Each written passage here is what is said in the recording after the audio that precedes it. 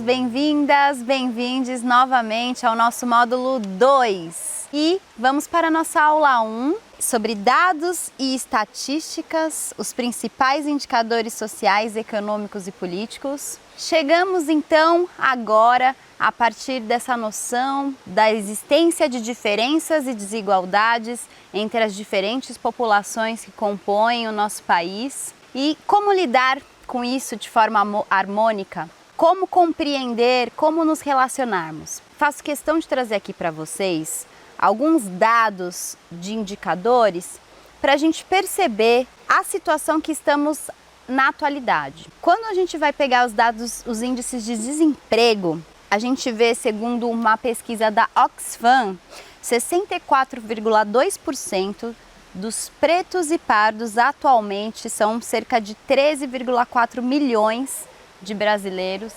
desempregados. Quando a gente vai ver das pessoas que estão fora do mercado de trabalho, 64% pertence à população negra.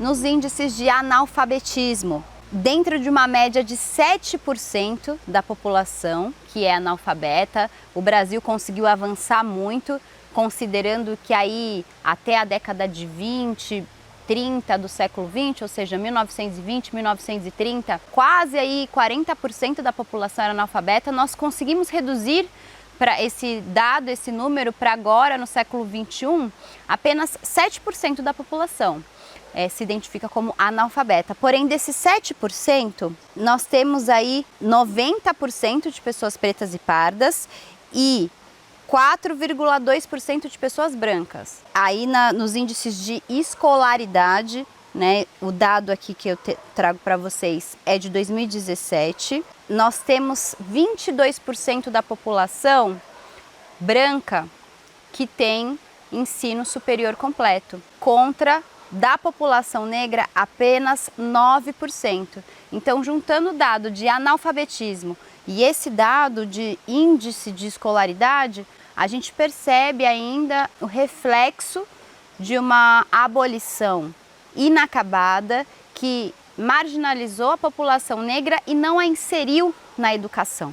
E aí, o reflexo disso também vai se dar nos índices de violência, né? Então, por exemplo, no Atlas da Violência, né, de um total de 65.602 homicídios, né, que classifica o Brasil, inclusive, num contexto de guerra, o Brasil se enquadra ao lado de países que estão em guerra. Aqui a gente tem o dado que 67% desses homicídios ocorrem contra a população negra, né? E apenas 7 países têm esse número de 65.602 homicídios anual maior do que o Brasil. A gente tem El Salvador, Honduras, Venezuela, Jamaica, Lesoto e Belize, que tem um índice maior do que o Brasil. Então o Brasil está na 7ª posição de país mais violento, se a gente for considerar. E também 75,5% das pessoas que foram assassinadas eram negras. Isso é característico, então, de um país que ainda tem o estereótipo da pessoa negra como criminosa, da pessoa negra como bandida. Quantas vezes a gente, às vezes, está andando na rua ou vai em algum lugar, vê uma pessoa negra e tem medo que a pessoa negra seja a pessoa que vai te assaltar, mas muitas vezes quem assalta são pessoas brancas também. Então esse estereótipo que foi construído em torno da criminalização, e aí pega especialmente nos homens negros, né, precisa a gente quebrar, né, principalmente nas escolas, dentro da sala de aula, com crianças negras, né, com meninos negros, para que eles também não reproduzam o estereótipo do bandido, o estereótipo do malandro, num sentido negativo, né, de querer muitas vezes corresponder à própria expectativa negativa da sociedade. Histórias, né, dentro da minha família que, por exemplo, um primo meu, negro, homem negro, que ele queria se exercitar de manhã e ele falava que não fazia isso porque quando ele corria, as pessoas, ele tinha medo de ser parado pela polícia, ou que ele tinha medo que as próprias pessoas achassem que ele ia assaltar as pessoas, né? Então isso é muito triste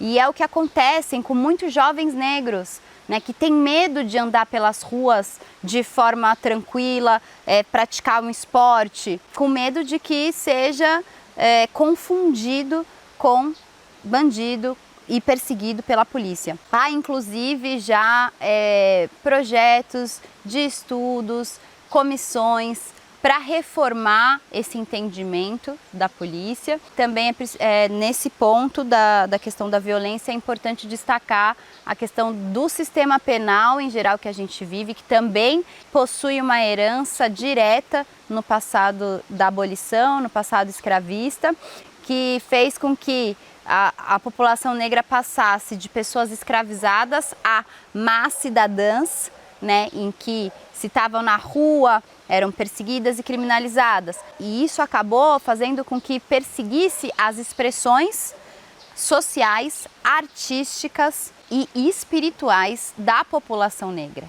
Tanto que a própria capoeira também foi criminalizada pelo Código Penal, pelo Código Criminal de 1830, ainda no Império, depois do Código Criminal de 1890, da Primeira República, e foi considerada crime até o Código Penal atual que nós temos, e já está em tramitação uma reforma desse Código Penal. O próximo ponto, sobre expectativa de vida. Quando a gente vai dividir a expectativa de vida do brasileiro por população negra e população branca, a gente percebe que para a população branca a expectativa de vida chega a 73 anos, quando a gente vai ver a população negra está em 67%.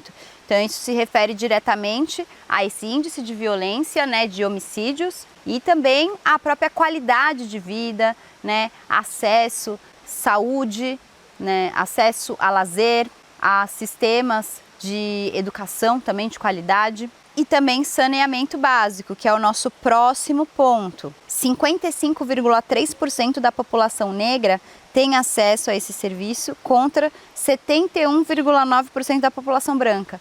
Ou seja, quase metade somente da população negra que tem acesso ao saneamento básico de qualidade. Quando a gente vai falar de mercado de trabalho, eu quero pegar aqui nos aspectos da liderança, né, quadros de poder, espaços de poder. 95% dos quadros de poder são ocupados por pessoas brancas ou oriundas também da raça amarela. E quando a gente vai ver trabalho infantil, 66,2% do trabalho infantil são feitos por crianças negras.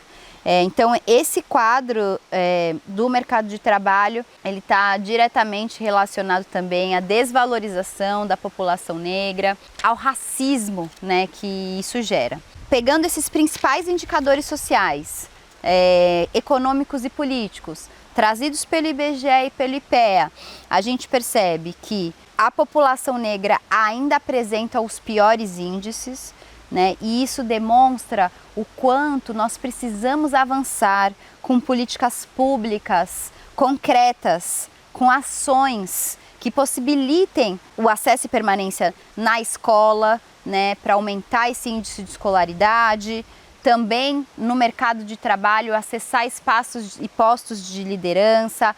Essas políticas de diversidade que nós vemos hoje, elas são muito bem-vindas, né? Mas a gente precisa realmente promover uma distribuição, né, de renda, acesso aos bens e serviços de qualidade, já que a própria população negra, que é descendente dos africanos escravizados, foram quem produziu muitas riquezas, né, para construir o Brasil, para a sociedade que a gente vive hoje. Esses foram então os índices, indicadores sociais, econômicos e políticos divididos por população negra e população branca do Brasil. Agora vamos para a nossa próxima aula, onde vamos abordar sobre preconceito, discriminação e racismo.